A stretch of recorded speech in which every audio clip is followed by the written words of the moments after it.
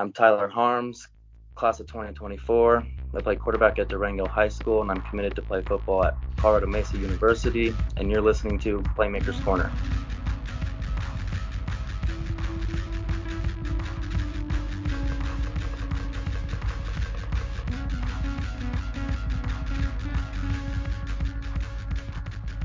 Hey friends, it is your host for this episode, Cody Stoffer here, and we are continuing our interview series, and I actually have a very special guest here. He was featured on Playmakers Corner episode 330. Anywhere you listen to podcasts, go check that out for his full evaluation. But if you'd like to introduce yourself, where you're from, where you play football, and the position that you play. I'm Tyler Harms. I play quarterback at Durango High School. Yes, sir. Obviously in Durango, and what a prestigious program that is. And, this is funny. You're actually the second Durango quarterback we've had a chance to interview, because we did name Jordan Wolverton to our top 5 list a couple years ago. I don't know if any other school actually has that claim to have 2 top 5 quarterbacks in their senior class. So shout out to the tradition y'all got up there. Yep, it's great. It was nice to be able to play with him, and a lot of what I've been able to do has been because of him, just watching him, learning from him. For sure, man. And, I'm excited to hear about all that. But the first thing that we're going to do is we're just going to kind of see where our level playing ground is here with the audience here, because regardless of whether people have or haven't played sports, I think that the one thing that bonds all of us, at least in this community, is that we are fans of sports. There's countless games that I've been to in person that are super memorable for me, and there's a ton of games that, I've seen on TV that have had a huge impact on me, or just been around, or even listening to the radio. There's been some crazy ones. And we just want to know, what's your favorite sport viewing experience as a fan, no matter the level of football or the level of sport even. It doesn't even have to be football. I'd say, like, viewing experience, it would probably have to be the Broncos Super Bowl 50 run. Because, we're from Colorado. We got to see it all. And it was Peyton Manning's last year. It was great to watch the whole year and have him finish with the Super Bowl. It was pretty cool. Go Broncos. I'm a Broncos fan here.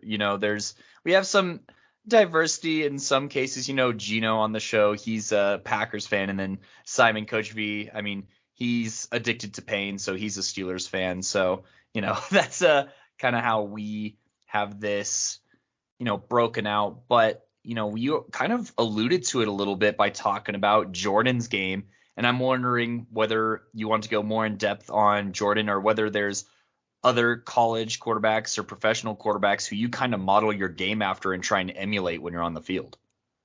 Yeah, obviously with Jordan being a senior when I was a freshman, everything he was doing, I was trying to follow because he had such great success. But anyone you see having success in the NFL, like Josh Allen, Patrick Mahomes, obviously I feel like I don't play quite like them, but they're always people that if you see them do something, you want to copy and emulate in your game.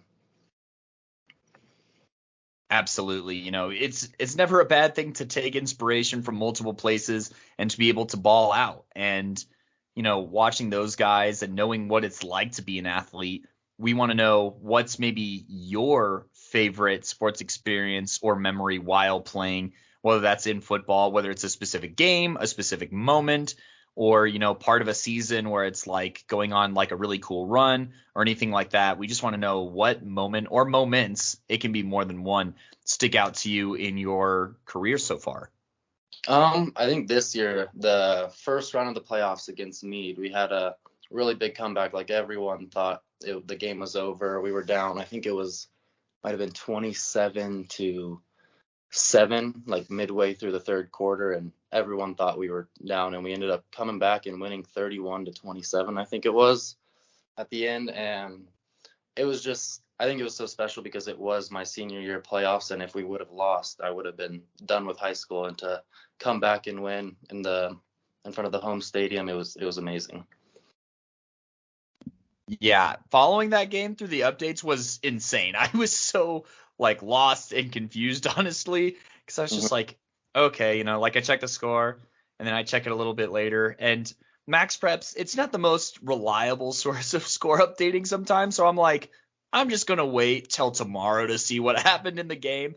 And, there's that guy who reposts your scores and stuff like that, and has been a nice friend of the pod to kind of help us make that reach, just because we can't always make it out there and whatnot. But we have it circled. But, y'all really did pull off that comeback. So kudos to you and your squad, man. I mean, that is a crazy, insane comeback. And I think obviously, it takes a team to make that comeback, but I think also it takes a quarterback to make a comeback like that and score a lot of points. And, speaking of the position here, you were actually ranked as our number 2 quarterback in the class of 2024 here. It was a really tight race too. It was decided by like decimal points between even the 2 to the 6 spot, and you just had little things that stuck out that you did correctly. And we were very, very impressed watching your film. And we want to know kind of what was your reaction to our evaluation of your game, some things that you think we got right, maybe some things that we misunderstood, or maybe some context that we may be missing out on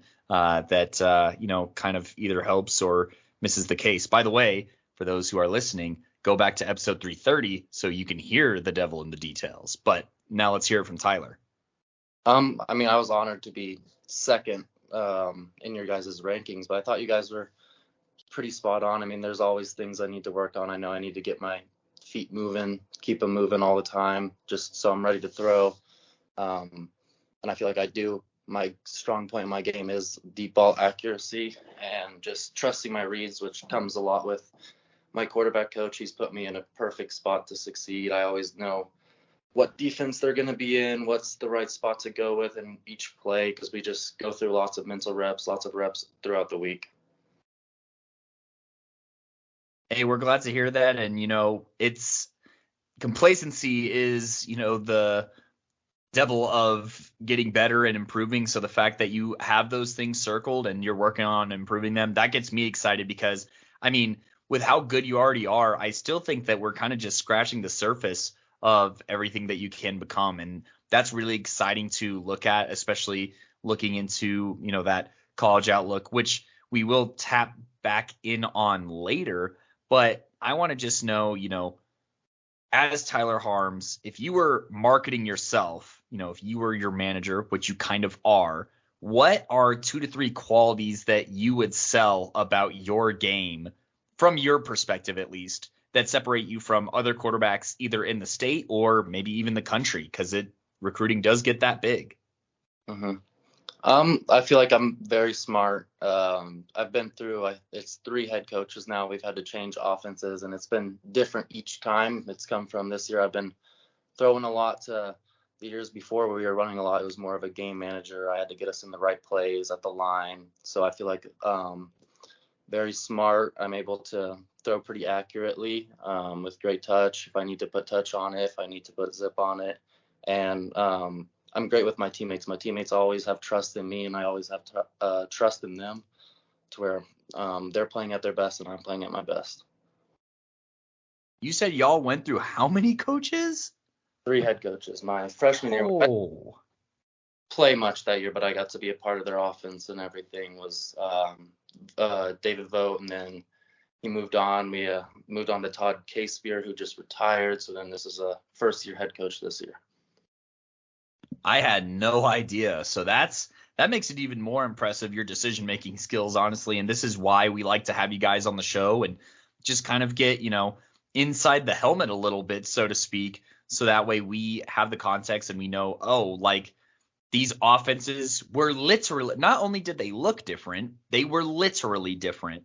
And I think that the ability to be a quarterback for a variety of offenses and styles is even a further testament to your skill and adaptability. And that's something where in college, you never know what you're going to get. You don't know what the recruiting class is going to look like. And, it's also kind of a hectic coaching scape and stuff like that. So just being able to adapt is a great strength to have. And that's just awesome to hear. And so, got to shout that out a little bit more. And, you do play with a lot of poise as well. So I could definitely see you being a resource for guys, at least from the style that you play with, as far as being reliable and stuff like that. So I definitely see everything that, you don't have to sell me on it because I see it, I guess is a better way to put it. But kind of talking about some of, your teammates and whatnot, who are some teammates or off-season players that you interacted with, whether this is, like any off-season sevens or anything like that you may do outside of Durango, or I don't know what you all have going on, but some teammates or what have you, or players that you've competed against or with that made an impact on your game. And what was that impact or some of the takeaways that you had from your teammates or others? I mean, it's mainly came at camps, all of our 7-on-7s, because we're so far away from all the Denver people are normally not in the same area as them. But going through camps, I was able to see a bunch of people. I got to see Durango, who I'm happy to be able to team up with at Mesa. Reich and Dugard, I think it is, out of Lutheran. Both of them I saw them at a bunch of camps. I got to play against Lutheran twice. Sadly, we lost to them twice, but both those two people just going to the camps, I know that they're both 3A quarterbacks, always competing for the state championship, and you always just want to compete no matter where you are. Makes your game a lot better, especially just at those camps. You get to see both of them, and you know that that's your competition both then and then back when you get to season with 3A football. 3A football, that is the brand. We love 3A football here at the pod, and I'm actually so sad that I've had to miss so many of the games because they've been splitting up the championship days and whatnot. Because, I mean, I feel like y'all always have the best championships as well, even dating back to, your freshman year and just how well Durango has been over the past few years and even that state championship. So, I think that that established presence has been really strong with the Demons, and it's fun to hear about those matchups, outside of the pads, and then to talk about, inside the field with the pads on. What was kind of your favorite matchup, whether that was an individual like linebacker who was playing your guys' offense well, or a corner that you wanted to test, or, a shootout with an opposing quarterback? Who was like some individuals or units that you really enjoyed repping against, in pads and during the seasons? And this doesn't even have to be your senior season. This could be any year, honestly. Yeah, I mean, Meade ended up becoming just kind of a big rivalry. With my sophomore year, we lost them by 1 point in the quarterfinals. It was 14-13. And then we went on, we played them my junior year again, just as a regular season game. And then we played them twice this year. So just being able to play against them, and it's like, they're always great. Like, they're coached so well that, you're going to have to bring your best performance because defense is going to be ready and they're going to score a bunch. So it's got to be, it's going to be a great game. And, and it was pretty much with all 4 of those games. Yeah, that kind of became quietly a rivalry for sure, even out of conference. And I appreciate bringing up some classic games for sure. Obviously, quarterfinals game didn't go the way you wanted it to, but that was a very good Meade team that ends up going to the chip. And, this year being able to pull off that comeback doesn't, absolve everything, but does feel a little bit better to get back in that dub column and let them know who's who. And, I'd say that they're a pretty consistent program in the 3A level, but you guys have your fair share of opponents that, you take care of and handle. And I think that there's some good players that kind of get lost in that mix. And that makes me wonder if there's anybody that kind of stuck out to you that was maybe a little underrated or maybe not the most known name that you played off against, whether that was somebody that you watched on the opposing team on their offense tearing it up, or a defender that maybe didn't get all the flowers that they maybe deserved that you think could get a shout out. I do not know their names, but I know one of the defensive ends. I think it was number 25, and then there was another defensive tackle, and they were both great. They gave us troubles on the line that we had trouble running, just passing. They're both great, and it made it tough. Yeah, always. I mean, especially when you're getting ready for a game, it's like I'm not introducing myself and getting to know their family and talking lunch and stuff. It's oh, this guy is flying at me and I need to do something to avoid getting crushed and whatnot. So that is a solid input there. And your guys' schedule, because of where you guys are all the way out there, you, I think, don't get to play all the same teams, obviously that teams in like the more metro area get to play. Were there any squads over your high school career that you wish you got a piece of that you didn't get a chance to? Obviously, I wish I got to play Roosevelt. I got to watch it my freshman year in the state championship, and it was such a great game. And they were always like a powerhouse. So I think them or Green Mountain, I was hoping to be able to play them this year in the semis. Sadly, we weren't able to, but those were definitely two teams that I wish I got to play. Consistent programs that find themselves at the top quite a bit, just like y'all, honestly. So yeah, I, as a fan and as a media person, I feel a little cheated out of it too. So that makes two of us. And something that I think is interesting, however, with your schedule and with where you guys are at, is you do get an opportunity that a lot of metro teams don't get, and that is being able to play teams from out of state. I want to say you guys majority have played like teams from New Mexico, and I don't remember if you guys have played a team from Utah or not. But how is that playing against, out of state talent? What kind of differences, if any, do you see from one state to the next? Or is it just kind of cool to be able to say that you've played out of state talent? It's definitely cool because especially, I mean, we had a rivalry with Meade, but we're not really close to anyone. And so we mainly play in New Mexico, where we're an hour out of Farmington. And it actually turns into a pretty big rivalry between us, Farmington, and Piedra Vista. And so just to kind of have a rivalry that's almost like a cross-state rivalry, I guess, because we don't really have anyone cross town like all the metro teams do. So kind of builds up, and we always have some good games over there. And I mean, you get a chance to represent Colorado. Does that kind of put an added significance on there that not only are you representing Durango, like, these teams where Meade and like Erie used to be rivals because they're close or anything like that, but you're actually representing like an entire state when you go and play these guys. What does that kind of mean to you as you get to make those trips or whenever they come to visit your house? I mean, it means a bunch. It's always tough playing over there. I've actually never won in Farmington. My sophomore year, we lost to Farmington in Farmington, and then we lost to Piedra Vista in Farmington, then we lost to Farmington again this year in Farmington, but then also never lost at home against them. So it's pretty cool being able to represent your place, and they also get to represent yours. It's always a great game between us.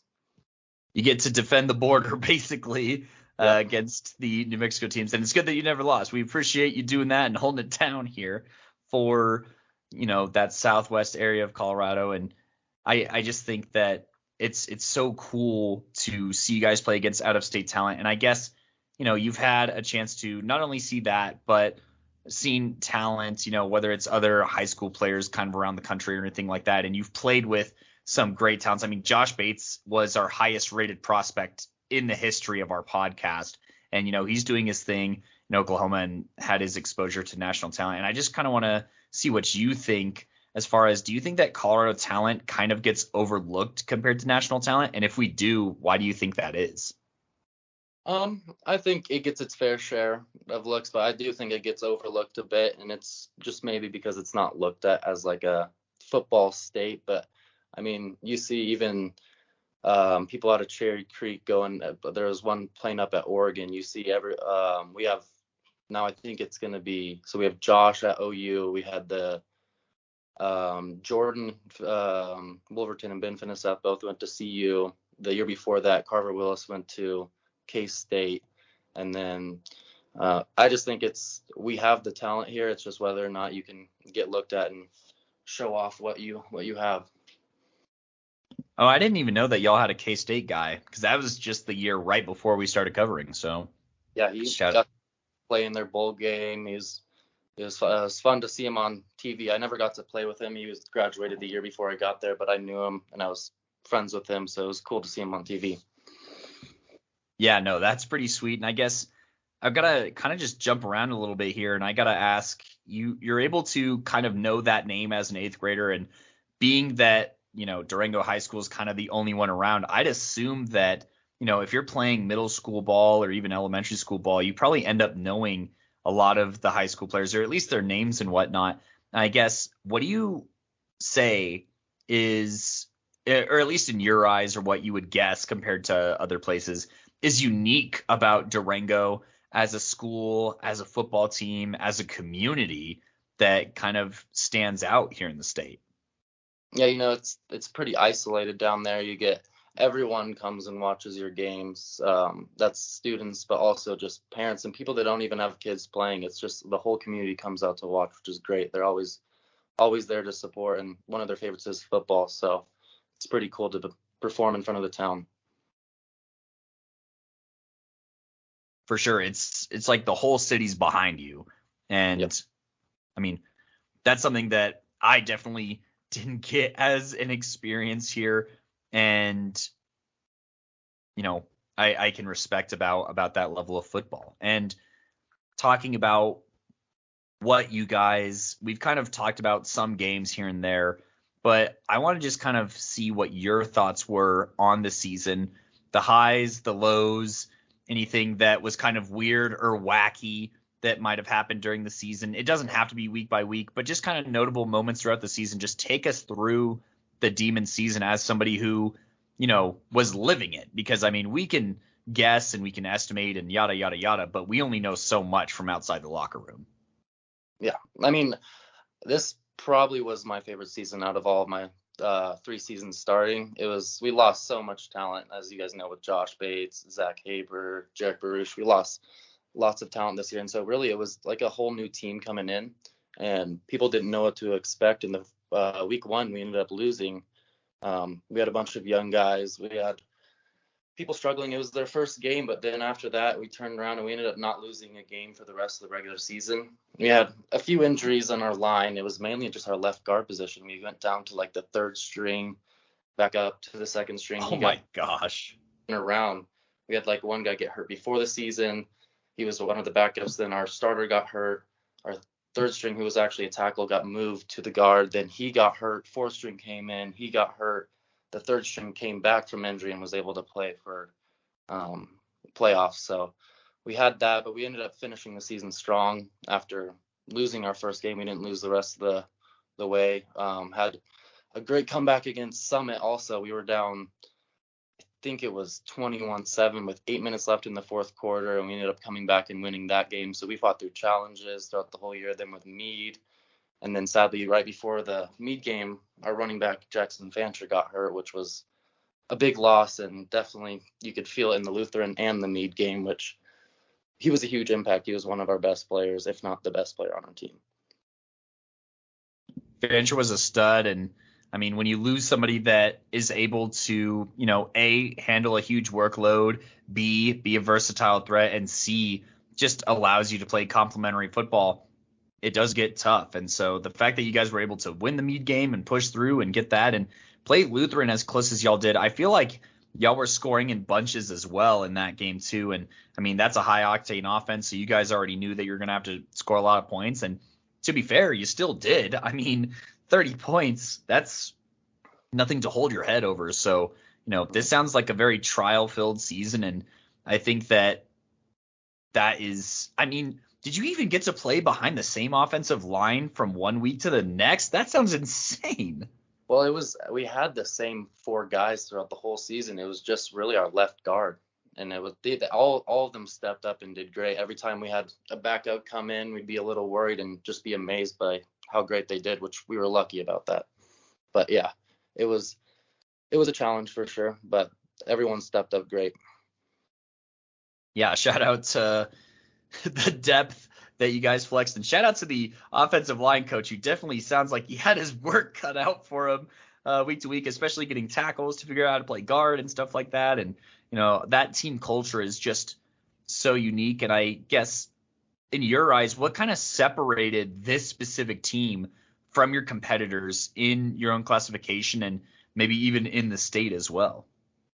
I feel like it was the trust everyone had in each other. Like I said, we had a bunch of young guys. Every single one of our receivers was a first-year starter. I mean, one of them, it was his first year at receiver. The other one, it was his second year at receiver, third year playing football, pretty much. So I think just everyone being able to have trust in each other really helped, because they knew that if their brother did the job that they needed to do, that everyone would be able to do their job and we'd be able to succeed. trust is a must. And I mean, you definitely trusted them because, I mean, just the way you were ripping it downfield, it's like, hey, like, I'll throw you open. You just got to be underneath it. And they were able to make a handful of plays that made it onto the reel. And I think that, no, excuse me. I think that was definitely a positive that you guys could take away. And, you know, obviously trust is one of the big lessons that it sounds like y'all kind of embraced from this season. But what are some other lessons that you hope some young guys take with them heading into next year that won't be the young guys anymore? And who are some names that we should take a look out for? I think that they need to just make sure they bring everyone up, make sure everyone knows that they have a spot on the team and a role on the team, which people who thought they maybe didn't this year, they found out real quick that they did, and they knew that they were able to help because of all the support they had. I think that those two receivers that I said were really young. Seb Tripp, he was a sophomore this year. He did really great. It was his first year playing receiver. He was a running back in years past. And Peyton Dyke, he'll be a senior this next year. His first year starting, and both those two people stepped up big time. We're excited to see everything that they do. And I mean, it's all about being ready when your number gets called up, because it's go time. It's time to show what you got or roll over. And you guys definitely showed up, and it was really, really fun to watch that for this season. And, you know, I think that looking at what y'all were able to accomplish and just how competitive 3A is, I guess I kind of just want a little 3A promo here on what do you think makes 3A football so special, having played across the state, played some really tough teams, and, you know, having gotten to experience the highest level of 3A, because I feel like 3A is one of the very few classifications that hasn't had a blowout in a championship since we've started. I feel like every single 3A championship game is so competitive. And why do you think that is? I think a lot of the people are trying to prove that 3A is up there with 4A and 5A. And like you said, there's always some powerhouse schools and programs that tend to just keep going back. Lutheran, Roosevelt, Green Mountain, Holy Family, and we've ended up getting in that mix too. And you're always just kind of fighting for revenge. You lose one year, and the next year you end up playing a lot of the same teams. Like we got to play Lutheran twice, Lutheran and Roosevelt I know met up multiple times, and so a lot of it's just being able to see him multiple times and kind of just trying to get revenge on the season before, even earlier in the year.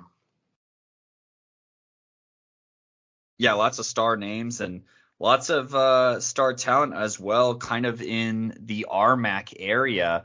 And we'll kind of pick your brain on that a little bit, but just kind of take us first through your recruiting story, kind of what it looked like, and just some things that you kind of learned along the way as, you know, you met with schools and stuff like that. You know, it was fun to do. I was going all around. I was able to go to Wyoming camps, just a bunch of camps, but it really came down to just how much I liked the coaches at Mesa. They were so great to me. You know, you go through all this recruiting and they're recruiting so many people, and you don't get that personal with coaches, but with Mesa, they were able to get really personal. They're always texting me, asking how I'm doing. And it's just been great to kind of go through the process with them and really get close with them. What were some things that you prioritized or were looking for from a school? Because you did have a couple of options on the table. What were some things that you were kind of looking for, and how did Mesa fit those needs? You know, I wanted to be it wasn't a huge priority, but being able to be close to home so my parents can come and watch games. I'm close to home for breaks and stuff. It's pretty easy. It's only like 3.5 hours, 4 hours away from Durango. Being able to go to a place that I know I can go in and compete and play, because it's a full-time job, and if you're doing it and you're not getting rewarded with the fun of actually playing football, which everyone falls in love with, it's hard. So you want to be able to go to a spot that you know you can compete, have fun, and play. And I mean, you are definitely going to be competing, and, you know, there's definitely some interesting, you know, recruits here heading to the Mesa class. I mean, you have guys like, you know, Ian Hafey out of Moffat County, who is a recent pickup that's going to play linebacker for them. It has a history of Colorado guys going there. How are you kind of feeling heading into this and, going to have that opportunity to compete for depth spots against the likes of like Bronco, who, you're obviously familiar with in the 3A landscape? I'm excited for sure. Like I said, I haven't really got to meet any of them but Bronco, but just being around Bronco, I know that he's going to make me better. He knows how to compete, whether that's football, wrestling. He's a state champion in wrestling too. So I think it's going to be able to be great to meet all these people, especially people around Colorado that kind of just I might have not have played them, but just kind of have the same story. Got to play around the same people. I think it's going to be pretty cool, pretty fun to know that I'm going to have fun competing.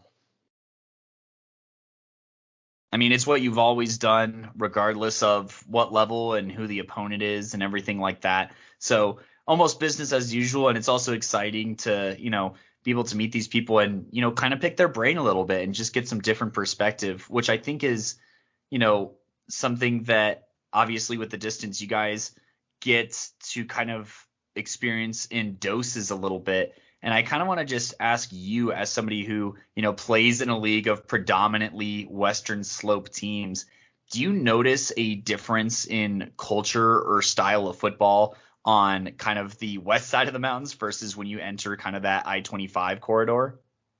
I feel like it's definitely tough. It's a lot of just people going out there to play their hardest, and they want to hit you hard. I mean, playing Montrose, we only played them once, and you always see them at one of the top schools in 4A. They're a tough team, and it's just because they're physical. They're always going to give you your best, and that's kind of like the definition of Western Slope. They always want to give you your best. You'll find matchups against people that you think you may have like smoked, but like Summit, they came out, they played us great, and they were just physical. And it's just you can never underestimate any of them.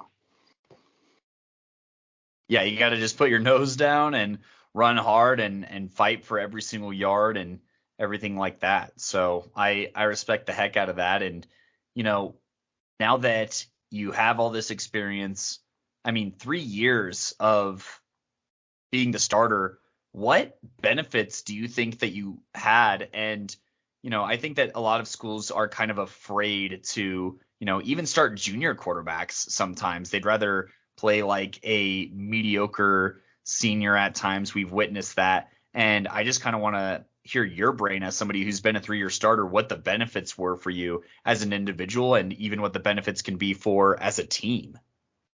I think it's a huge benefit. I was able to grow with all my teammates. This year with my senior year, I had great connections with people in my grade and the years below, just because they've been able to come through high school, watching me play, like playing with me. I got to see what it felt like to be part of like winning games early on and winning players like Josh. Got to play with him early on, so then I knew what it takes to be a winning person, a winning player, and being a part of a winning team. And that comes with people in the senior class when I was a sophomore, like Will Knight. There's a whole bunch of people out there that just, the earlier you get to play with them, what it takes to win and what the mindset should be.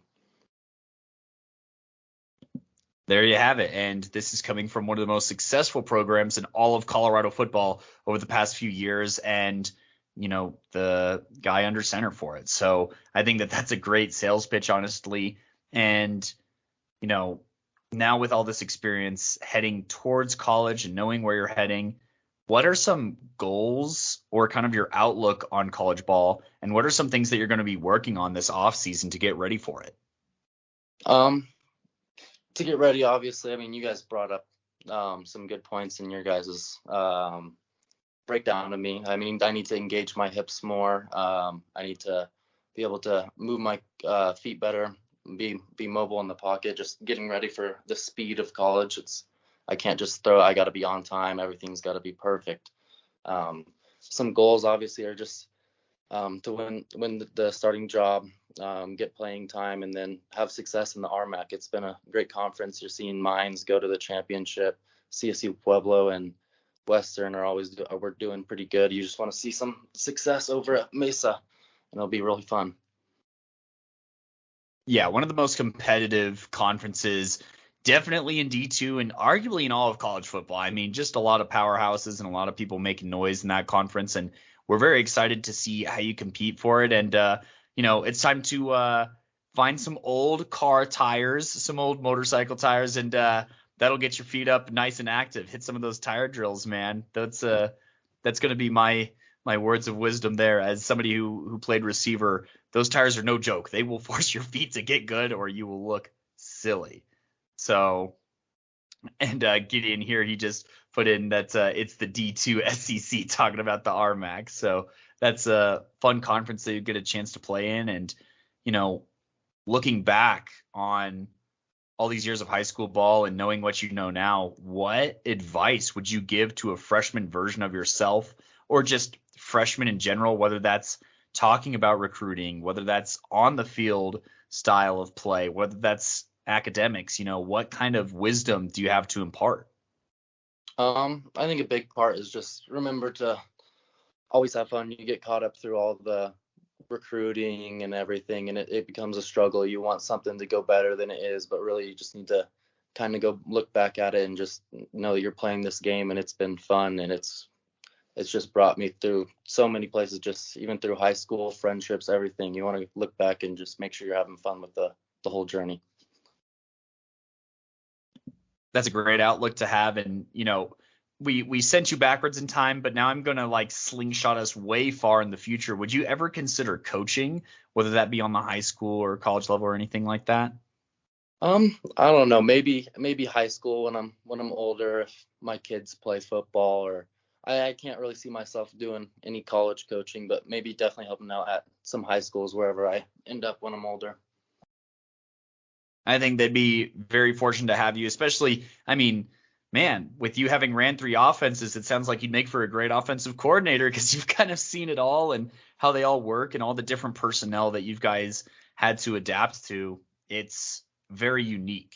And, I think that that's a valuable trait that you have. And I'd say just continue to try and obviously you're going to work on things that need improvements, those areas of improvements, but don't forget to continue to, water and take care of those skills that you already have, I think is a good spot because, you got recruited for your strengths and it's always good to maintain those and keep those up. And I think that your IQ and just the way you see the field and the game is definitely up there. And being able to watch your game, being able to have our second Durango quarterback on for an interview, that's huge for us here at the pod. And, we're very grateful for that. And, in return, we also want to give you a chance here at the end of this interview to just mention anyone who's been important to your career or your life, whether that's academic, athletic, personal. This could be friends, families, or family members, coaches, teammates. It could be teachers, whatever you have. Feel free to just take as much time as you need and get those shout outs in. Obviously, I'd like to thank my parents. They've been so great through this process, taking me anywhere for camps, just without question, able to take time off work, just take me to where I need to go. All the head coaches I've had, they've been great with Vogt, K-Spear, and Burton this year. They've all trusted me. But the one guy that's just kind of stuck with me through all 4 years has been my quarterback coach, Ryan Wolverton, which is Jordan's dad. And as you can see, he's done a great job. He's produced Jordan, me, and then there's been quite a few quarterbacks before that have been college quarterbacks. And so all just the wisdom he's given me with life as a quarterback, everything, he's been a big part of my success. Shout out Ryan Wolverton, man. I didn't know he was the QB's coach, so, or at least still was. I always assume with those, I'm like, hey, are they going to still keep coaching after their kiddo? And what do you know? He stuck around and it's for the best in everyone. And I just want to say thanks so much once again for joining us. And where can the people here find you? Where can the listeners find you, whether that be on Twitter or Instagram or something? We're going to try and build those followers up so you can try and get some NIL deals out there at Mesa. Yeah, I guess my Instagram's Tyler Harms 8 and my Twitter's just Ty Harms 8. I'm not really that active on Twitter now after the season's over. I know where I'm going, but yeah. Of course, man. So be sure to follow Tyler there. Once again, thanks for all of your help and support, and for taking time on the show today. Yeah, thanks for having me. And after you follow Tyler, obviously getting those follower numbers up, be sure to hop over and follow us, whether it's on Twitter/X at Playmaker Corner, whether that's on Instagram at Playmakers Corner, TikTok at Playmakers Corner, Facebook, Playmakers Corner. We're on all of those. And to listen to his full breakdown, if you didn't hear it the first 2 times, you're hearing it now. Episode 330, top 5 class of 24 quarterbacks. Tyler here, the number 2 quarterback in the state of this class. And for all of those top 5 position groups, or for more great content like this interview, be sure to find us anywhere you listen to podcasts, Spotify, Apple Podcasts, Google Podcasts, or YouTube.